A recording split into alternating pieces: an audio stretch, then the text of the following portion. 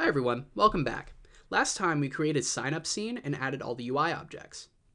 It's time to polish them.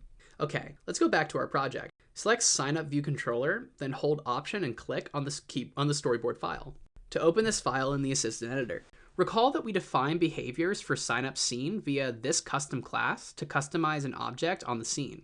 For example, select this UI element, hold Control, then drag to the custom class source code in the pop-up menu that appears. Keep outlet connection and type in a meaningful name.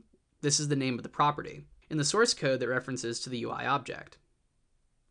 Similarly, create an outlet for the username container text field. Type in a meaningful name for the property. Notice that we used lower camel case for property name. Okay, let's go ahead and make connections for other elements.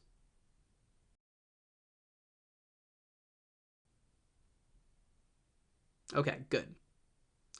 We are now ready to customize all UI elements. As usual, we'll put all implementations into a method called setupUI. All right, see you in the next video where we'll finish the design process of signup.